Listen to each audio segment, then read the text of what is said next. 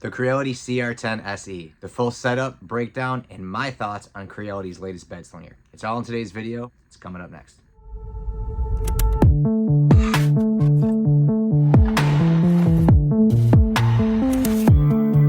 It's not the same as it used to be. All right, what's up, everyone? Back at it again. It is DW Darkwing Dad. I want to thank you for stopping by and checking out today's video. If it's your first time swinging by the channel, make sure to click that subscribe button and come back and see me, as I've got a lot of fun videos in the near future here in the realm of 3D printing. And speaking of 3D printing, today we are going to be talking about a new 3D printer I went out and picked up. It is the Creality CR10 SE. So not too long ago, I went out and got the Creality K1 Max and had an absolutely great experience with it. And I am not gonna lie, I am a little bit addicted to these clipper-based printers. I seen just how great and fast and responsive this K1 Max is. So I figured, why not? It was probably time to upgrade and replace some of these printers. So I went out and picked up the Creality CR10 SE. So today I'm just going to be showing you a general breakdown of this printer, the setup, some of the features, the ins and the outs, and the experience and some of the prints that I have done with this printer thus far. Make sure to stick around for the end of the video because I'm going to give you my full recap, full review, and my thoughts on this printer. But for now, we got to get this thing set up. So without any further ado, let's go. All right, so setting up the CR10 SE, the first thing we want to do, obviously, is unload everything out of the box. And the first thing we're going to do is install our X gantry. Each side is going to need 2 screws, so I like to have each end kind of hang over a table so you can mount the screws in there. Once they are nice and tight and firm and secure, we can move on to installing the LCD touchscreen. That's very simple. Just plug the harness in, and then there are 2 screws that go into the side. Next, you can remove the tape that is holding 3 harnesses in place on the right-hand side of the printer. These are going to be the harness for the LED light on top, the filament runout sensor, and the stepper motors for the Z-axis. You can see right here, the first is going to be for your Z-axis, and that's the harness right there. The second one is going to be for your LED light, and the last one there is for your filament runout sensor. Plug those in just like that. Make sure they go in all the way, and then you can plug that jumper harness in for the Z-axis stepper motors. You can continue on by assembling your light and finding the harness that is poking out at the top of the printer that is going to plug into the LED strip, and then there's going to be 1 screw on each side that's going to screw the light into the printer, holding it in place. While you're up top there, you can also mount your spool holder and go ahead and plug in your filament runout sensor as seen here. I noticed there was some excess wire sticking out from where my LED light plugged into the top here, so I just peeled back the coping, tucked the excess wire in, and went ahead and popped the coping back on. It just made for a nice cleaner look and made sure that wire doesn't accidentally get snagged by anything. Next, you can remove the tape on the back of the printer that is going to reveal a longer harness, which is going to go to our whole X gantry. This is going to plug into the X stepper motor. You can see it's labeled X. Go ahead and just plug that in like so. And then there is a longer harness that has a bunch of wires to it. That's going to go to our whole hot end assembly here. This is going to power up things like our fans, our ABL, our extruder, all that fun stuff that's in there. You can go ahead and move the hot end left to right just to make sure it's not getting snagged on anything. Remove the yellow safety tag on the back of the harness, and then just go ahead and double check your harness. It should look something like this. Cleanly and easily pops into place. Then you can pop your PEI flex plate in and go ahead and remove any foam that still might be under the bed there. Go ahead and check the belts and make sure everything is nice and tight and ready to go. After that's all set, we can remove any film that might still be on the screen covers or anything.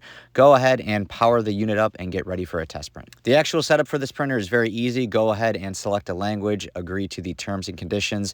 It's going to go ahead and ask you to enter your Wi-Fi. Once you're connected to your Wi-Fi, you can go ahead and select your time zone. After that, it's pretty much everything is going to do itself. The printer is going to go ahead and self-set up. It's going to self-calibrate, self-initiate, do all of the self-test process and everything. It takes maybe 15 minutes or so. Once everything's complete, it gives you a bunch of check marks, lets you know the whole process and everything, and gives you a completion notification that the printer is all set and ready to print. Then we can go ahead and set our selected temperature on the printer, both to the hot end and the build plate. You'll see it slowly increase here on the screen. While the printer is warming up, we can go ahead and grab some filament and put it at the top of the printer. Go ahead and test that light. We can see that's working just great. Run the filament through the filament runout sensor and down to the hot end. Once the hot end has reached the desired temperature, we can go ahead and load our filament. So we're going to go ahead and grab the filament and pull it down towards the hot end. Go ahead and push that lever to the right, and you want to just put a little bit of pressure on the filament, push it until it won't go anymore, and then you'll start to see a little bit of filament ooze out the bottom. You know at that point you have it pushed in far enough. Next, we can go on the menu and go to extrude and retract. We want to set the distance a little bit bigger. It's set at 5 millimeters, so I like to do somewhere between 50 and 100.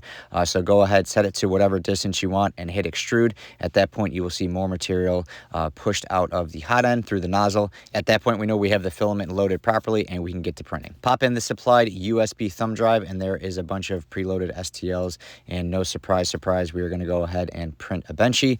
So you can see I have calibration check there, so the machine is going to go through and do a calibration setup prior to printing. So just things like nozzle priming, nozzle cleaning, bed leveling, all that fun stuff. So it does do maybe like a 2 to 3 minute setup here where it's going to probe everything, get everything ready to go, and before you know it, you're printing that Benchy. And off we go with printing the Benchy, and although this is time-lapse to a faster speed, I can tell you that this printer does hum when printing this Benchy. 14 minutes, 600 millimeters per second, knocked that thing out in no time, and as you can see here, pretty good Benchy. I did print it with silk. I do have a lot of silk filaments laying around, so silk is a little bit harder to tune, but you can see here just off some factory settings, still gave a really good result. I also use a silver filament here just to see how it looked, and that also looked really awesome as well. So once that's all done, you can go ahead and hit finish on your print. It is going to cool your printer down, but we don't want to leave the filament in there, so we're going to have to retract the filament. So go ahead and go back to that extrude retract setting in your menu and hit retract. It is going to heat the hot end back up to 240, and you're going to see the gear spin here, and it is just going to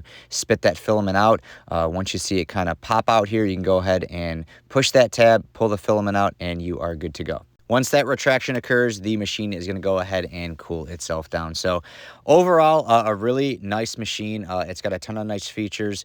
You can see here I printed a ton of stuff with it. You'll see a couple of them at the end here. But overall, beginning to end, a very nice, easy to use, streamlined printer with a lot of cool features right out of the box. You can see that the menu is very easy to use here. You can adjust your brightness, how long you want your display to be on, and some other added features here. The Wi-Fi hookup is great because if ever needs any sort of firmware update, it's going to automatically do it. It does have the expansion port, so if you want to add a camera or AI detection, anything like that, those features are readily available to be added to the printer. Coolest thing is this little drawer that keeps everything kind of in order. That's nice because I'm always looking for nozzle cleaners and extra nozzles and things like that, so really grateful for that drawer. All in all, this is a little workhorse of a printer. Tons of great features right out of the box, everything from the linear rails to support that high, fast printing ability, upgraded fans and extruder, and the auto bed leveling, the awesome touchscreen display, the cool little drawer I talked about, and the automatic belt tensioner for the Y-axis. Up top there, you've got the LED light, which is great. Just gives you better visuals and is a definite convenience factor. The dual spool holder, and of course, the filament runout detector. A bunch of awesome features that the Creality CR10 SE offers that is going to reflect in some awesome prints as you see here. Now that I've shown you the setup for this printer and all the ins and outs, let's wrap up this video and give you my final thoughts. All right, everyone, well, there you have it. There is a look at the CR10 SE, and to answer my own question, is the CR10 SE worth it? Absolutely. Coming from a price point, this printer has dropped a little bit from the initial launch. It was sitting around $429. You can pick it up on certain online stores, even directly through Creality, somewhere around $380. So out of the box, super easy to set up. I can remember getting my first 3D printer was just a standard CR10S, and that thing probably took me at least an hour, maybe longer, just to assemble it. And then, you know, leveling the bed, getting everything going. I mean, this thing, super easy to install and set up. Basically plug and play. You see in there, once you get that Wi-Fi and everything set up, it self-configures, does the self-test. Really great, especially for new people breaking into the 3D printing community. You don't have to worry about leveling your bed. It's just going to do everything for you. So that in itself, you know, time is money. So just setting it up and getting it going, you're going to definitely save some gray hairs and frustration just getting it ready out of the box. You know, as far as features go, you know, I kind of spoke on some of those in the video. You know, digging a little bit deeper, I talked a little bit about this extruder. It does have the dual gear sprite extruder, which is an absolutely awesome extruder, one of the best that you can get. It does have a ceramic heater and a bimetal hot end. Those two components there running in junction are just going to give you adequate steady heating ability every single time you print. A built-in G sensor there that's going to help minimize vibrations or whatnot, especially printing at those higher speeds. You know, and then obviously the built-in clipper firmware. We've talked about this. We know this is the future of 3D printing.